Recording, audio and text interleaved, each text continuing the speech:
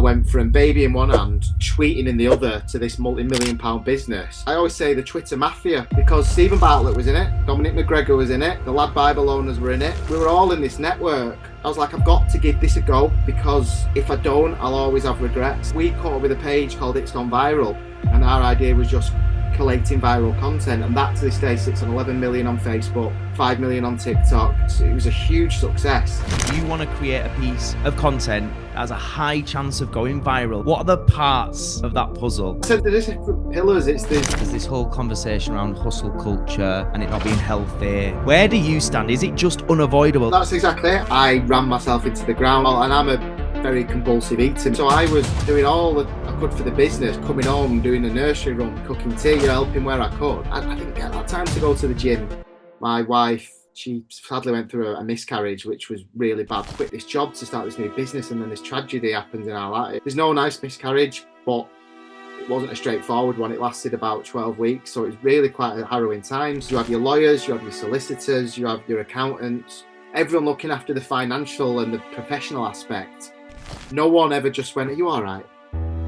But I got a call from the programme Rich House Poor House. They wanted me to go on as the rich entrepreneur. So we did the tour of my house. After about 2 minutes, she went, "Can I just stop you there, Ryan?" And I was like, "What?" She's like, "Your house, it's not big enough for what we're looking for." Their definition of success for a TV programme is a 6-bedroom Cheshire mansion with the Range Rover with the swimming pool. All I can say to that is that's TV, folks.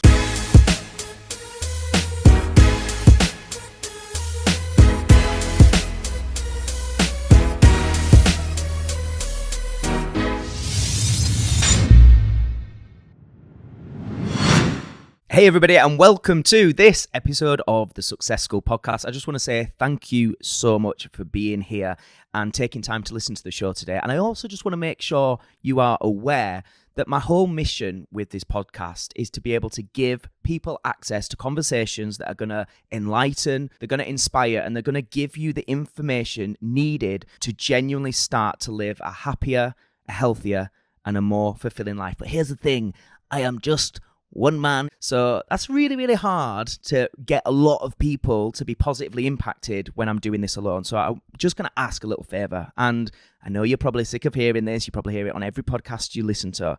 But please, if you genuinely do think this podcast is valuable and can help people, if you could just take a second to hit that subscribe button and maybe go one further, tell other people about it, share it on your Insta stories, anything you can do to help bring more awareness to the show would be greatly appreciated. Thanks for being here, and I really hope you enjoy this episode. You've had incredible success in business, but when you started that business, you had a 9-to-5 job in IT. I believe you were just recently had become a dad for the first time, and Yes. You've got your missus there. So it's not like you were just born into money and all the rest of it. Could you just take us a little bit back to that time and just share the journey of how you got started? The reason I started my very first Twitter account was my first daughter. Slightly before that, I lost my mum to bowel cancer, sadly, in December 2020. That's 2012. But just as she passed away, we found out that my wife was pregnant with Lexi. So she was like, I have the phoenix tattoo on my arm. Lexi was come from my mum's ashes, the rebirth. So Lexi gave me focus to really just stay on the straight and narrow from like say going off the rails, losing your mum. Obviously I have Jenna, my wife, who was also looking after me. But so when Lexi was born, she was just wasn't settled. She was cranky. She'd sleep. She was screaming. And long story short, she had an undiagnosed milk allergy, which we didn't know about. And this was way in the days before vegan and dairy free and intolerance was a thing. So for months we struggled with her, screaming this, just trying everything. Health visitors not the best. People didn't understand. So we were taking it in shifts to look after her. We didn't see each other, me and my wife. We were just ghosts. One was sleeping, the other was looking after. So I was up late one night, just bored. And this was only 2013 now, but it was in the days before Netflix. So if you wanted to watch a box set, you actually had to get up and put a DVD in. Like, could you imagine? It feels like so long ago that was the world we lived in, because Netflix just took over everything, right? Yeah, so I was just channel hopping. And I come across Sky Sports late at night, and I'm a big football fan, and it had the Premier League Memories show on. And I apologise for this bit if you're not into football, but I'll try and give some context. It was the Memories show. That was a nostalgia programme that was showing headlines and games from the 90s. And I was tinkering with Twitter at the time, messing about. I was following a lot of the big parody accounts in the sport world. So it was always in my mind. I always wanted to try something. And I just thought, imagine if Twitter existed in the 90s.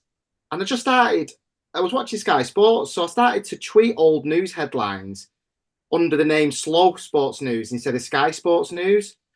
And I hit this, like what you call like the parody market. And it just took off. People started following it. People were tagging the mates, the friends, everything. And it was just it just took off and it become a real escape for me. This is where like I've only kind of realized this recently. I got into this world online community because I couldn't go pub, I couldn't go here because you're stuck at home with baby. I didn't. Then you get into a trap when you're having a newborn baby. You don't want to see people. You don't want to talk. Oh, how's things? And you can't turn around and go rubbish. Like so, I kind of escaped into this online world, making these Twitter accounts, and I always compare it. I always say the Twitter mafia because Stephen Bartlett was in it, Dominic McGregor was in it, the Lad Bible owners were in it. We were all in this network of say you'd get to know one account on messages, they'd own 10 more, and they'd own 10 more, and they'd own, and it was. But say there was 100 Twitter accounts, there was 10 people probably behind them all. And Stephen Bartlett and Dominic McGregor's model was buying all these up. And I've actually got still in my inbox to this day from 2014, Dom and Steve inquiring about buying my pages. And What was your response? I read at the time I was like, no, and I do remember the mindset thinking, they're mental. Like, you can't work in Twitter and social media. This is just something I do for a bit of fun because I'm still in my steady IT job in the public sector. Because I worked at Manchester Metropolitan University, so I always say it's like being a student but getting paid for it. Because we'd go for the pub every lunch, the hours were great. You get your yearly pay review. Do you know what I mean? It was just like a dead relaxed community in the IT department there. So the one thing led to another, and then I started to get offers from betting companies where you promote our tweets, where you get these sign-ups and the affiliate world. And it was in the days before Gamble Aware. So it was looking back now, it's not something that is great because I realize how many people were addicted to it. But you'd get paid 30, £40 per sign up. And when it's just a side hobby, 300-400 quid on top of your salary was just great for me. So I set up a little business to just to declare the tax and all like that. And then that, again, one thing led to another. And then I have like a bit of a eureka moment where I made an account called Deluded Brendan, which Brendan Rodgers was the Liverpool manager at the time, and Liverpool are one of the biggest clubs in the world. But they were struggling. Should have been winning the league, and they slipped up and all that. And Brendan Rodgers was compared to David Brent, Ricky Gervais's character. Yeah. So I started, and if you Google it now, Brendan Rodgers' top quotes, there's articles about the mad stuff he said over the years. So I started to tweet similar things with his name called Deluded Brendan. And that exploded. That at its peak had 350,000 followers. So you can imagine now, this is 2015, and it won an award at a ceremony, but I got invited. I didn't want to go. So I had this idea of taking a mask, a Brendan Rodgers mask, like I'd go up for the award with a mask on.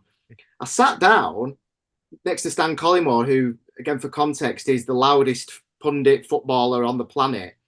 And he just told everyone I was the leader, Brendan, and tweeted a selfie of us.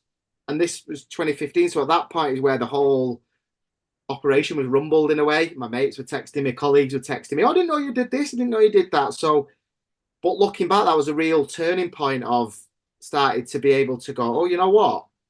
I can do something with this, you know. So yeah, that's leading, and when I talk about that Twitter mafia is where I met two other people who were doing this full time, but they hadn't aligned with a Lad Bible, with a Sport Bible, with a social chain. They were still doing it themselves.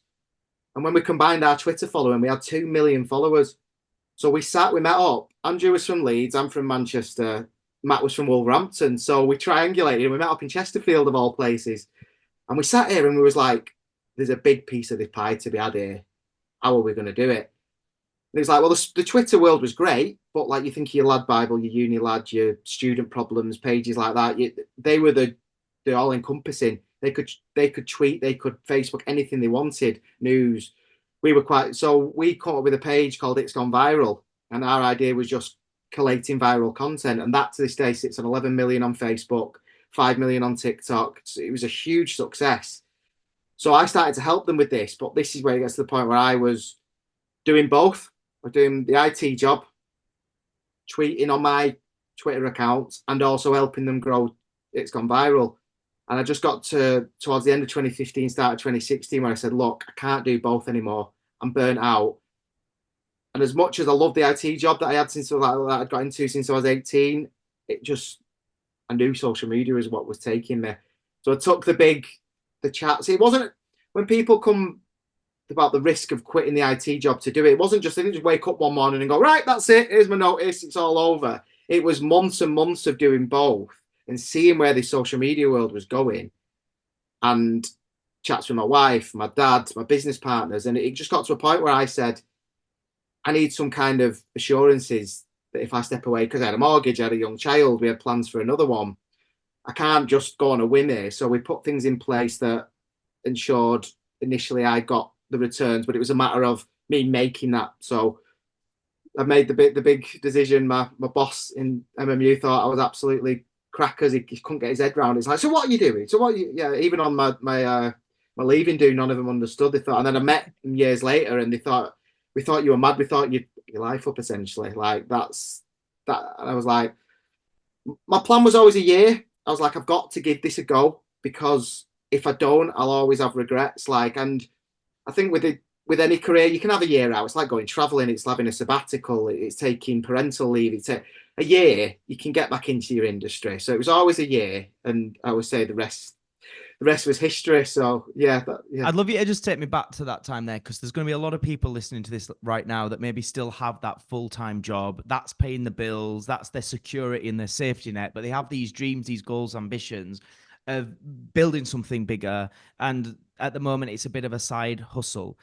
What would, in terms of practically managing being a father and being a husband and running a full-time job and then building a business along the side before you made that leap, what would be your advice in terms of how did you manage it all and not go insane, and sort of how did you do it well as well when you're juggling so many different balls kind of thing? Yeah, it's. I think we'll get onto it a little bit later, but my wife was pivotal in all this, and she's never had the recognition she deserves for all the support she gave me. Um, but that part of that was why I stepped away fully because I couldn't carry on doing both. I either needed to log out of all the Twitter accounts and call it a day, or I needed to leave the IT world behind. I couldn't do everything because, like I say, you're working all day, then you're coming home, and what I was doing in the football world was a lot of it was in an evening, like when your Champions League games are on, when your internationals are on a Saturday. You think when football is on is when it's people's relaxed time. So it was, and it was just again. I've been having chats with my family about. I turned around and I went, "How did you let me do this?" Like, and they've just said what the feedback I get was it was. I'm a very emotive, expressive person. And it said whenever you spoke about that side of things, you were so passionate about it. We knew what you would do with it. Like when it was like so, and it became What that. about the doubters though? Because presumably you did still get that criticism. How, from I guess a mindset perspective, how did you continue to have the self-belief and the passion when people are saying, what on earth are you doing? You think you're gonna make money out of social media? It was. I genuinely did. I'm mates with him now to this day. We laugh about it, but I walked in to the toilets on a night out around the time, and one of my mates was having a wee, and he's saying to me, like, "He's mad, quitting his job to tweet. What's he doing?" I walked in, I was like, "You all right?" And he's like, "Oh, dude." I was like, "I said it's my life, it's my decision.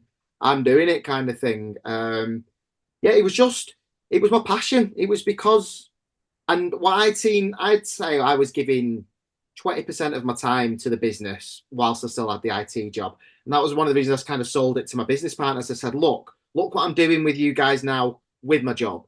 Can you imagine what I'm going to do if I'm literally opening my laptop at 9 o'clock and going at it? And I think that was a big turning point for them because they could see the passion as well. And they saw me as like, as an investment, I like to think. So, So just to yeah, kind of then give people the figures for context, financially, would you share with us what was it doing and what did it go on to do whilst you were doing it? it was quite an interesting one. Early doors, it was we monetized a lot off clickbait websites. Essentially, the BuzzFeed is always the biggest comparison I give. Like, you won't believe what Beyonce wore to the BAFTAs last night, and you have to click on it to go and see the picture. And it was in the days before Donald Trump fake news outlawed it kind of thing, before they really clamped down on it. So you could really post trash essentially, but it was where like social media was, and so around that, so that's how we heavily monetized because we made it's gone viral, and we were posting memes and videos where we could and things like that.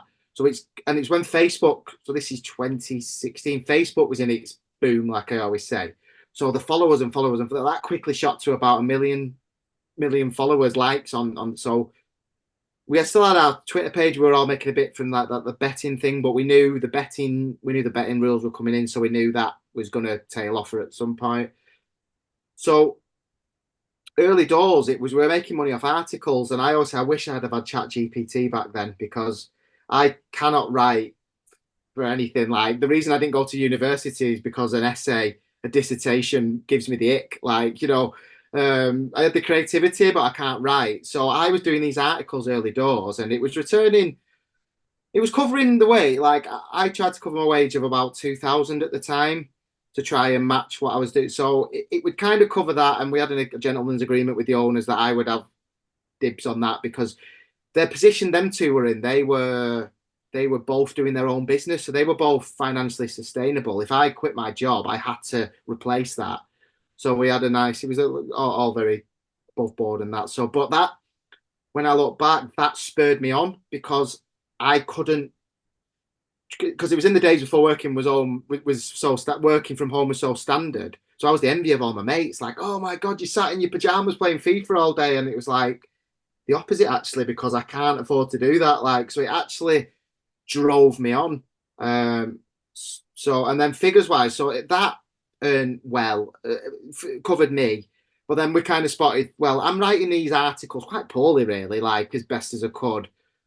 If we bring a freelance writer in who can make these articles 10 times better, then the earnings are going to go up. So they did. So we hired a couple of freelance writer. We brought someone in who could also video edit as well. And this is how we start. And then around that time, well, just after we fully just after I fully left the IT job, my wife, she sadly went through a miscarriage, which was really bad. So that was just I was kind of around for her at home, but it really took off. Just quit this job to start this new business, and then this tragedy happened in our life. It wasn't. There's no nice miscarriage, but it wasn't a straightforward one. It lasted about 12 weeks, so it was really quite a harrowing time. So we're juggling all them hats. That's what I said. My wife's what she's done for me is incredible, and I'll always say that. But then after that, when things settled down again, we had our rainbow baby Mia. So then Mia come along, but at that point, my house suddenly just like it shrunk. Like I was trying to work in the garage, and then wife's at home with a newborn, so I took out some office space just down the road from myself in an old cotton mill, 300 quid a month. But what the efficiency I got from that was worth it just to get out of a professional working space, and then that allowed me to bring in like the freelance writer, the video editors. So that was ticking along like so you say like 5-6 grand to cover that cost, and then probably about up to about 10 grand, and that was beavering along nicely. And then Facebook got to a space where it started to pay creator pages like ours advertising. So for like every 1,000 views on your video, you get $15. So you can imagine if you get a video with 10,000 views, you're getting $150. You get 100,000, you're getting So it was quite a nice scalable model. So we started to bring video editors in at that point who we knew we'd give them an output of 4 videos a day. So 4 videos, say one, not everything was a guaranteed success, but you can get one to. So it was a really scalable model. And that was a massive, massive moment because as our page grew and we got in more creative people to get the more viral videos, that was a big turning point. I think 20, where we did 1 million turnover last, and then it was getting towards 2 million on the second time I was leaving. This I know there's a news article out there when we announced the 1, and I know we was heading to 2 before I left million the turnover. So, but when those adverts came on, that was a massive boom moment. There was 4 or 5 of us in this small office making the funny gifs, memes, and we'd made we knew we had It's Gone Viral, but we made a pet page, a gaming page, a lifestyle page, things like. So we've tried to keep covering niches because again, getting paid. But what happened then, because of this income, we were still trying to. We got another office space within if people know Manchester, the office was in Rochdale, so it's in the outskirts. Yeah. So we were having people coming in because Lad Bible were 1 or 2, 3 years old at that point, but there was people coming in for interviews with us because they was excited what we were doing. But we had a couple of them turn around and go, "I can't travel to Rochdale every day. I'm really sorry. It's not the most glamorous of places. The trains are rubbish. If they were, so." And then by the time we moved into Manchester, something like 4 of our members of staff were actually coming out on the train to Rochdale, getting there at R10 because of the delays and stuff. It was like we sat down and went, for the good of this business, we need to go central. So whilst obviously your overheads, your rental is way more, the talent we then unlocked in Manchester was incredible, and the staff were actually there longer because they were very very much like a student lifestyle for them. There was a lot of graduates that we hired, so they'd work beyond the 5, 6 o'clock because we did the thing. We had the beer fridge there; they could crack a beer, but they'd carry on working without it. It was just a really nice environment. So Did you our have the slide that Stephen Bartlett and Dominic had though? That was his big. no, we didn't. We didn't quite go down that. We had a couple of metal poles, but yeah, that was for the after parties. But yeah, but yeah, we had the beer fridge, the ping pong table. We kind of did all out the bean bags. So from that, we made like an agency department, traditional agency, because we were in house social media. What better to do it for another brand if they wanted? Video licensing become mega within that. So that's when, I don't know if anyone's ever had a viral video, but people will contact you saying, "Oh, can we use this?" But when people got clever onto, yeah, you can use it, but pay me for it. So you see a viral piece now that's in the newspaper, it'll be credited. There's a good chance they've paid a syndicate for that. So we started to do that because we was coming across hundreds of viral video a day. Our guys were researching, we were being sent stuff. Our page was called It's Gone Viral. So everybody who thought that their dog or their child was the funniest thing on the planet was sending us videos, and 9 times out of 10 they were rubbish. But every now and again you'd get sent that gem. So that was an arm we made, and then a bit later on we made like a talent influencer arm because I don't know if people remember the days of Vine. A lot of these creators came from this quick. It's ironic that TikTok actually came back around after all that, but they came from the 6-second video platform. So they had the creative ideas, but they didn't have the knowledge of how to make the videos longer to get because the videos had to be over 3 minutes to get adverts on.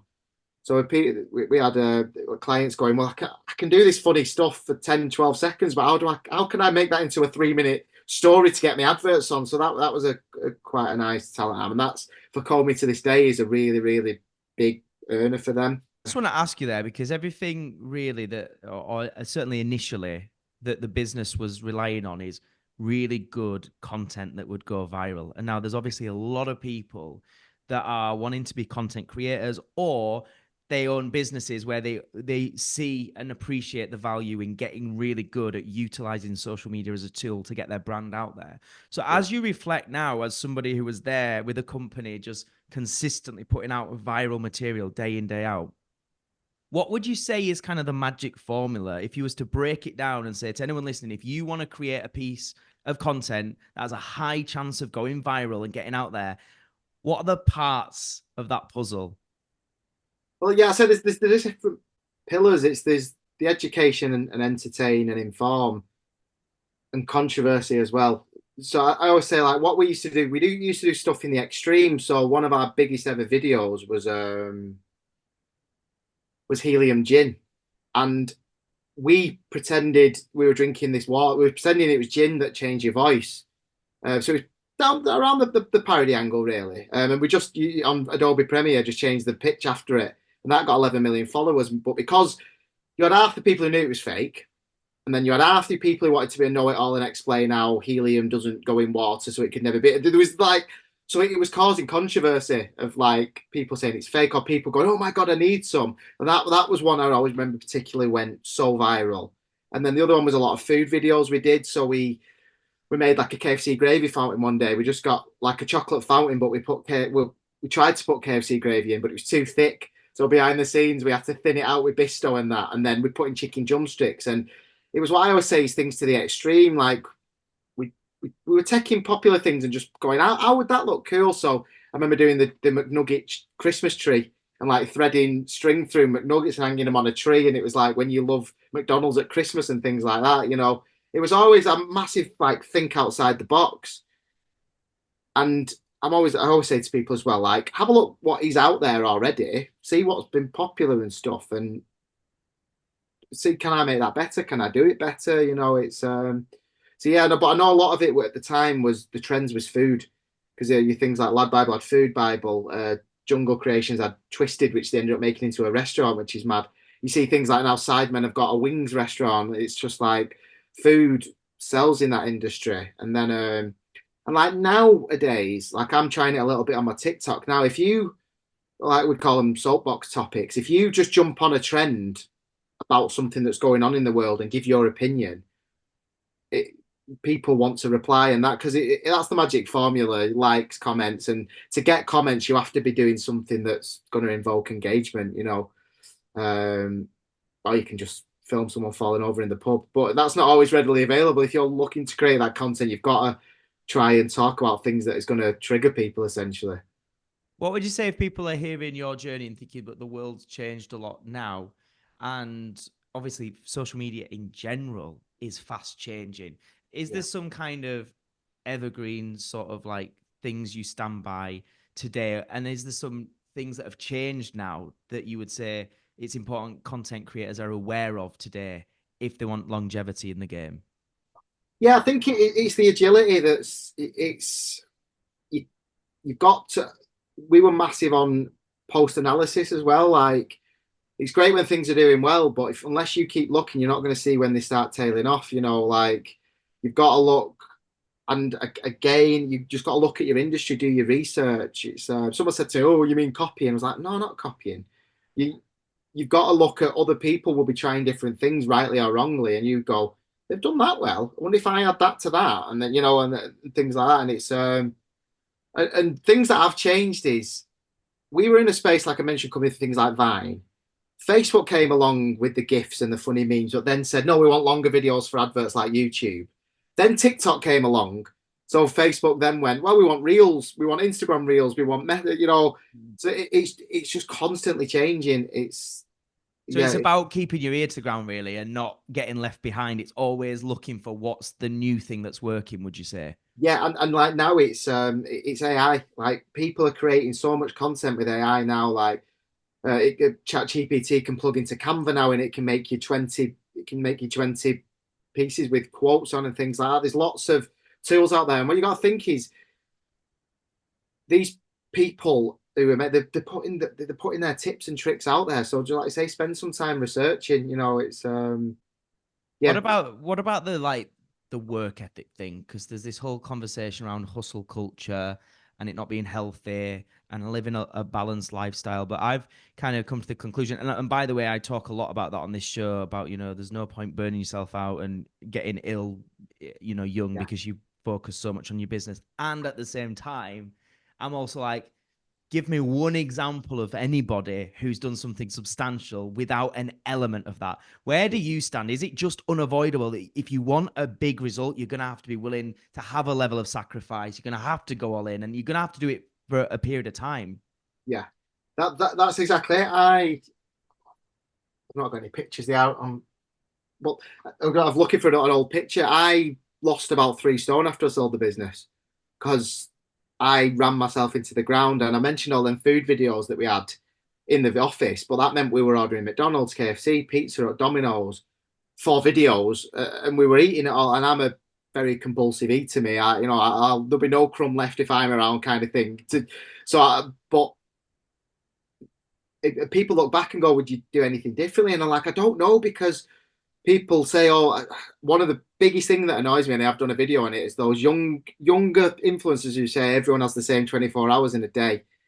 That's utter nonsense. It's as a parent running a business, you can't go for a run at 5 in the morning and go in an ice bath, and that's all great if that's your lifestyle, but you've got to do what works for you. So I was doing all that I could for the business, coming home, doing a nursery run, cooking tea, helping where I could.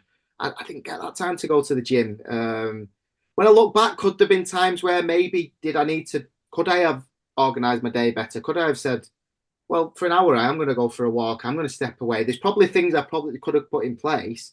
But when you're in that growth hungry mindset, you don't think about it. And I can't remember back in that space really, coaches and gurus. I don't think there was many back then because that's become massive. So maybe looking back, if there'd have been people around, I could have asked them about. I might have done because one thing I do wish, and it's something I can assist on, is someone is going through an exit. I wish I'd have had a coach to speak to because you have your lawyers, you have your solicitors, you have your accountants, everyone looking after the financial and the professional aspect. No one ever just went, "Are you all right?" Do you know what I mean? Like, and that would have made all the difference. Or watch them out for doing this. Just what I had a relatively clean exit, but there's still certain things that didn't quite go smoothly, or that if I'd have had a bit of an heads up or a bit of advice, I might have got a bit more wig. But you're so kind of blind to it. But it's a real tough one because I hate preaching at people. I hate like because I can't preach because I was in the worst shape of my life while I was most successful in theory. That's and marriage wise, my marriage got to its lowest point at the biggest point in the business. So, and Was that's that then? What was that time like? it was horrible. So that was when we just moved offices into Manchester. We so the commute got a bit longer for me. The we moved offices again. This is the things you learn when you're scaling up. We moved offices too soon. The internet wasn't in. So we had to get this 4G solution put in, and it was a nightmare. You think we've got 20 video editors all on YouTube on a 4G signal. It was a nightmare. So I'm dealing with complaints from the staff all day. And again, not even touched on the pandemic yet, but this was before the pandemic. So working from home wasn't a viable thing, but we had to send staff members home at some point at that time just because their home internet was better than what they. So that was a nightmare, putting me in a bad mood. And it's like coming home, Jen is like, why have you moved offices? You're paying 10 times more, and you've not even got the facilities in there, and the staff aren't there, but then we were growing as a culture, and this again, me being candid. So Fridays, drinks were coming around, and there was a very young workforce, and you want to try and go out with them where you can, but then you're not going home, and then you're going home, and it's like, oh, you've been working with them all week, and then you're not getting home till late. And so there was that, but I'm like, well, I need to be there, I need to be present, I need to be a visible leader. Otherwise, they won't respect me, they won't like me. And again, just being a young leader, that's what you think you should be doing when it's not like so. But that was when we were getting towards the biggest, and I completely lost sight of my why, and my why was to make my lifestyle better. I quit my 9 to 5 job, stopped going on the tram every single morning to be able to work from home on a business, and then go and pick my daughter up from nursery for half an hour, bring her home, log off when I wanted, work when I wanted. And it got to a point where I was working more than ever, and I'd lost sight of why. And the biggest comparison, I love the song in Greatest Showman, the From Now On that Hugh Jackman sings. And he says, "My eyes will not be blinded by the lights." And he sings, that song, if you watch it, is all about he was off chasing the glory, and his 2 children and his wife were suffering at home, and they hadn't seen him, and he'd been around the world, and he was loving the adulation, and he was in love with this other singer, and he'd forgot why he'd done it why he opened Barnum Circus in the first place was to make life better. So it's a really it proper resonates with me that, and that's when it comes on to what is success, and that's I know we'll talk about that at the end, but yeah. Okay, so what about now? Because obviously you sold the business, and presumably, correct me if I'm wrong, but I'm sure you could live comfortably and well without continuing to work and do stuff now. Um, what is the mission, the vision now? What are you doing now? What is the goal? And also, I believe you've got an exclusive for us, right? There's something exciting coming. Yes, we've got our book is coming out later this year. Well, when by the time this comes out, it will be on. But it's an autobiography of the business journey, but from a slight twist of it's not an overly technical business book of income, outcome, turnover, this growth, this method. It's a lifestyle angle of just everything I've spoke about here. How I went from baby in one hand, tweeting in the other to this multi-million-pound business. And the nice bit about it is we're co-authoring with my wife. So I'm telling my story and my point of view, and she's putting hers in of her perspective of the things along the way. Because, in fact, I can show you because it'll be public now. But this is the book cover. So it's called Blood, Sweat, and Tweets. So it says an inspiring account of an entrepreneur's success and the real story from the glue that holds it all together. So that's my wife Jenna, who was saying, basically has always been there in the wings, keeping me up. She, in all of this, gave a job up for 2 years because at the one point, like just after she went back to work after our second was born, and like babies are, they were ill. Our eldest was ill, rushing here, rushing there, and she eventually gave up her job, which she'd had before we met. She gave it up to look after a, our child because. And I always say Jenna's more, she's more intelligent than me. She always will be. So she's not one for sitting around doing nothing. And she's the best mother in the world, but there's more to her than nursery rhymes and baby clubs, if you know what I mean. So she took 2 years out of her career for that. And even now, you talk about where we're living comfortably, we are. She's still working, so that's a real big. That shows you what her mindset is. And I've been in a space where I really want to put her in the forefront. I want her story out there because on a personal level, she's had something called endometriosis at stage 4. She had a full hysterectomy last year, so she's in the menopause at 39 and she's really suffered with that. And I'd love for her to have a voice in that community because I've been there, supported it, but there's nothing more than someone who's been through it. She could support others, and so there's a lot, a lot coming out around that. And so that's kind of, and coming back to your original question about living comfortably, yes, in theory, but when you're an entrepreneur, it's not a lottery win. You've sold your business because of your hard graft. Unless I was 65, 70, I'm not fishing and I'm not going golfing 5 days a week. Now I want to kind of go again. And the biggest transition for me has been from day one, I've always been behind the parody, Slow Sports News, Deluded Brendan, it's gone viral. What came apparent from my exit, which I hadn't realised, is nobody knew who I was. Like everyone I speak to says your story is fascinating. But again, for months, people were saying, write the book, write the book, write the book. And I just was like, I just didn't want another business book. I didn't want another Stephen Bartlett, another Alan Sugar, another Peter Jones. Wanted to go down the angle of something different. I didn't know what that something different was. And it actually came about a couple of months ago. I went, oh, do you remember that day out we had when we were tweeting on that day out? And Jenna said, oh, and then I'd laughed and I went, oh, that'll be going in my book, jokingly. And Jenna went, yeah, I'd love to give my point of view what happened that day. And we looked at each other and was like, ooh, that's quite interesting, isn't it? You think of everything of my story. Imagine what your thoughts were along the way. So, yeah, so that's how it kind of came about. It was one of them little sparky eureka moments. And it was then one of them, like, it was on me days, like, waking up in the night thinking about it. And I thought, so I spoke to someone in the industry and they were like, that's brilliant. Yeah, because I thought it was a great idea. And then I thought, as soon as I soundboard it on someone, they'd go, nah, that won't work. But no, a few people spoke to really liked it. So that's where we're going. So I love that concept that it is unique. It is that idea of hearing both sides of it, and it also being about sharing a genuine story. But you said there is, you didn't want just another business book. At the same time, is there still that practical advice in there if people do want to learn yeah, about genuinely how to build a business? Is that yeah. covered?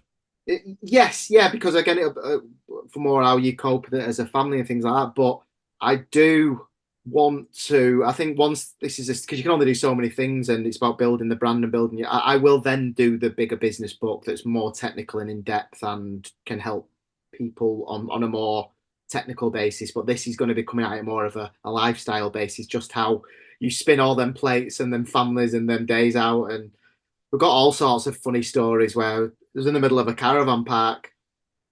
Couldn't get a signal for love nor money. So I went searching for the Wi-Fi router in the middle of the park and it was raining. So I took the bins out and Jenna's like, where are you going? I was like, I'm taking the bins out because I noticed there was a Wi-Fi router underneath the bins. And she's like, you never take the bins out. And I was like, oh, I'm just go. And I went under and my phone came to life. So I'm tweeting, but it starts raining. And I got the empty bin. So I put the bin on my head like that, not thinking about it to stop the rain. I'm tweeting, and the park ranger drives around, winds his window down, and says, "Everything okay here, sir?" I'm like, "Yeah," and he's like, "We've had a few concerned residents from the caravan owners around. There's a strange man walking on with a bin on his head." I was like, "Oh my god!" So I had to explain what was going on. I work in social media. I needed to get my tweets out, and he was like, all right, what caravan are you in? I was like, oh my God, you think I'm mad? So I went, I'm in wherever. And he was like, all right. And I'm going back now. And he watched me all the way. And I went in and shut the door and I told Jenna, she went, we are not leaving this caravan for the rest of the week. Which was Oh, like, mortified. yeah. So it just there's all sorts of like you say coming at it at different angles like that. So I and love it it. I love it yeah because it's about sharing the madness and yeah the daft stuff that happens. I'm aware that we need to start kind of like wrapping yeah up, and I'm aware of the time and so on. But I also just want to hear about, you have touched upon there.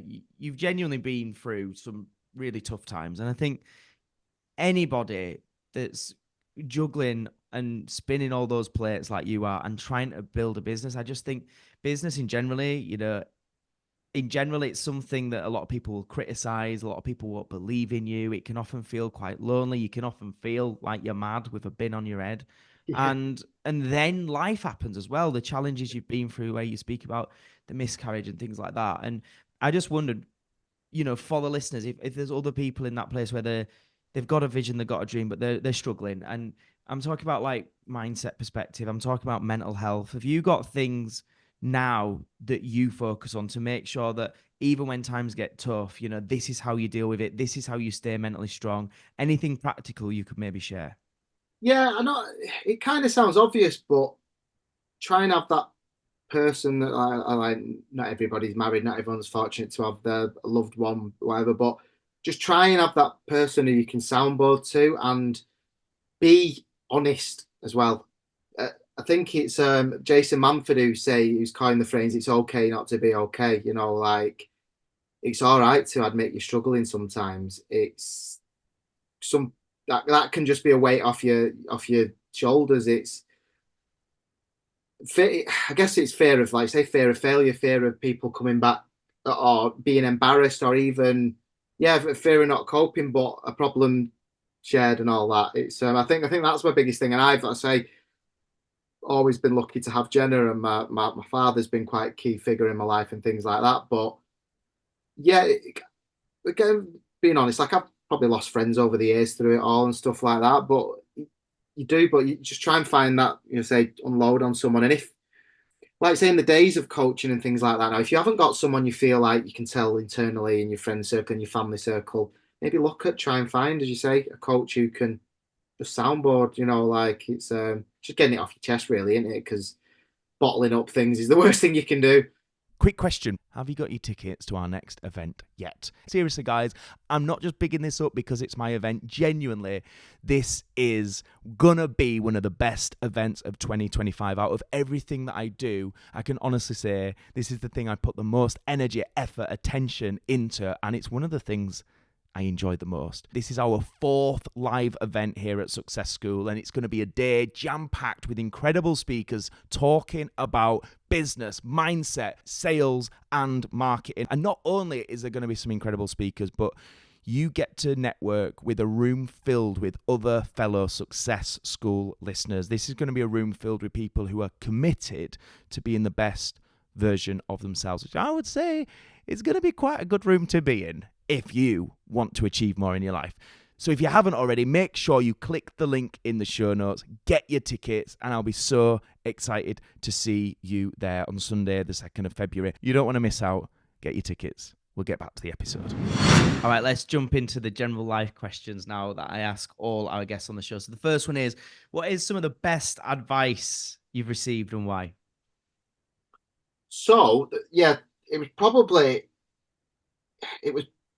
be yourself. And I think never, and I really give this when I'm doing school talks now. It's what I end it on. It's be yourself. You'll think in the world of work and wherever else. You'll think there's a way you have to be, especially in leadership. They'll tell you have to be like a sergeant major. You have to get there's different ways of gathering respect. That's not easy. That's another subject in itself. Like you can be too nice, but I've always stuck to my morals of just being me, never really acting up. Like yeah, just be true to yourself, because the minute you're not is when you start being someone else, is when internally you're not yourself, and you can send yourself around a bit. So I think what was one of the best advice is just don't worry about that's what they're doing, that's what they're doing. Just be you, because people buy off people, people respect people. It's yeah. Great. Okay, flip side, some of the worst advice you've received and why? It's a bit more granular, but it was listening to the wrong people internally when we were very small. I Certain vocal members of staff were feeding me information about someone else who unfortunately I then made the decision to let this other person go. And it came out months later. I was fed the wrong thing. I felt so bad about it. I was so worried, felt really bad. And so it's not necessarily worse advice someone's given me, but it's more don't listen to the wrong people, like try and take the whole context of it, yeah. But again, this is when you're a small team, you don't know how arguments work, you don't know how mediation can work, kind of thing. And It's often we do learn from getting it wrong, a lot of yeah, the yeah, important lessons, don't we? So, I mean, presumably, hopefully, you won't make that, no, that no. mistake again. And I think that brings me on to the next one, which is the biggest mistake. Have you, as you reflect on everything, is there a standout, like that was a massive mistake? But importantly, what did it teach you? I think I've already talked about it, and I only pops up when it comes through the journey. But it was that when we moved offices before we were ready, we moved 25 members of staff into an office that didn't have an internet connection in a digital media company. Like that was one of the biggest mistakes. That and yeah, it's I think that probably was one of the because people say, do we have any regrets? Did we? No, not necessarily. We probably did things wrong over the months and years, but regrets wise, I don't really have any because it got me to where I am today. Like it's but yeah, but the actual on the growth side, that was the biggest thing, moving offices before before the infrastructure was ready. So if you're ever moving into an office, make sure everything works. Okay, so a lot of this show we talk about inspiring, things that people have achieved, and often when we're hearing that, for most of us listening, we can put that person on a pedestal and we can be like, oh my God, they seem so far removed from where I am today. But I'm a strong believer that it doesn't matter how much success you've had, we've all still got struggles, we've also got challenges, and we've also got things we want to work on. So, with that in mind, I want to ask you, what are you struggling with right now at this point in your life? So being honest, it's I'm sure I'm finding it now with the book and things like that, but it was finding who I was. Like I say when I exited the business, I realised I'd been behind a guise of brands and parodies, and it took me a while to kind of own it. Like I, when you look deep into it, it's probably like imposter syndrome. I didn't believe how much I'd done. And it's not till I sit with people and it's not till I tell my story. And a bit like when I met, in January when I did that on stage with Aaron, that was one of the first times I'd done that. I was absolutely cacking it. But then the feedback I got afterwards was just like, whoa. And when I see people's eyes light up and I'm like, oh, wow, okay, yeah. Start believing in yourself. And it's, yeah, I think that's what it's been for me. And it sounds mad because when you've gone through an exit and you've got a success story, it's then trying to put value to that. Like it's I've at times people say, "Oh, you work with us," and I'll give them a price or a consultancy fee, or and I'll never get the deal finished. And I always feel like because they think, "Well, he's had his success. Why is he charging me for that?" But it's just crazy. But that's probably because I'm not a salesman. I don't sell to people. I'm just me. So people again, the patience thing, the being myself, it will come to fruition of value, but it's just not an instant. Yeah, it's and that and then things like the amount of coffees that I've had, God knows how many over the last 2 years that I've realised that people just picking my brain. Just that just want free knowledge for everything. So yeah. All right. And then this is kind of like the three truths to live by question, which is about, this show. I always say the aim of this show is to help people live happier, healthier, and more fulfilled lives. So with that in mind, if you was to leave the listeners today with three things to live by, three truths that you say, follow these three things, and you're generally going to live a happy, healthy, fulfilling life, what would you say? The first one, it's like the resiliency I've talked about. Is it's not easy. There will be people trying to bash you down or not believe in you. And then, like you say, own it. And then, like again, the other one talks about just being yourself. It is don't try and be someone you're not. Like if you're going to do management modules and things like that, take on board the knowledge because it's fantastic, but still put you on that. You know what I mean? And I got to a space, well, just on that. I wasn't the best manager because I was too nice, or I was a bit too nice, and all sometimes I was rubbish at delegating. One of the big reasons I kind of decided to sell the business was I missed the hands-on bit. I missed this still making the tweets, the pictures, the videos. I missed that. So I was a bit bored walking around in board meetings and strategy. So, and then this leads me on to the third part I always say. Now, looking back, enjoy yourself. Enjoy what you're doing because you don't know when it'll end. It's like you're so caught up in the moment, you actually don't ever, and within that enjoy, remember why you're doing it. If you're running a business, there's a reason. It's either to fit around your lifestyle, it's to make money, it's so those things. If you're struggling, you think, well, why am I struggling? I need to do X, Y. Like it's that. But and if you're suddenly not enjoying it or it becomes a grind again, then you may as well have a job, if you know what I mean. Like, and try and enjoy it. And if you find yourself not enjoying it, step back and go, what am I not enjoying about it? So. Ryan, this has been absolutely brilliant. I said to everybody, like, this is going to be a chat that's inspiring, but it's going to be practical. But I just want to say thank you because I'm sure I speak on behalf of everyone listening to this when I say you just come across as so relatable, so approachable, so real. And because of that, I'm sure you'll give so many other people that inspiration that we don't all have to be these amazing gurus that seem to have all this shit figured out. We can, as real people, with a dream, with a passion, and the work ethic and the support combined, we can achieve whatever it is we want to achieve. Just if people are hearing about you for the first time and they want to now follow you on social media and maybe get some of your content and so on, what are the best places? How can they follow you?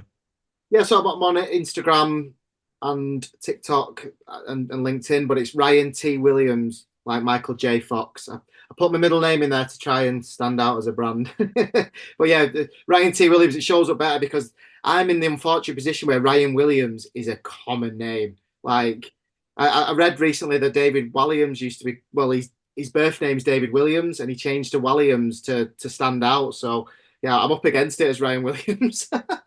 There you go, guys. Check out Ryan online and don't forget to get the book Blood, Sweat and Tweets. I'm really looking forward to reading that because that sounds amazing. All right, before we hand it over to the Q&A with our members, final question I ask all our guests. Ryan, what is your definition of success? Yeah, this is an interesting one, and it come to light recently. My definition of success is what my why was. My why was my family. So my definition of success is giving my two daughters and my wife, future grandchildren, hopefully, the best life they can. But not from a point of complete luxury where they're never going to work. I'm still going to instill a work ethic into them, but I always wanted to support them and support their dreams and things like that. And the funny story comes in was a few weeks ago, I got a call, well, a message on Instagram from the program Rich House Poor House. They wanted me to go on as the rich entrepreneur. So we did the tour of my house, and I still live in the same three-bedroom house we have done. We did the tour on FaceTime. After about 2 minutes, she went, "Can I just stop you there, Ryan?" And I was like, "What?" She's like, "Your house, it's not big enough for what we're looking for." And I was like, "Oh, so that's what you define success as, a big house?" Like, right, okay, fair enough. See you later. Boop. Like, so it's mad. Like their definition of success for a TV program is a six-bedroom Cheshire mansion with the Range Rover with the swimming pool. Where my definition of success is financial and family stability. It's but yeah. All I can say to that is that's TV, folks. Ryan, thank you so much, mate.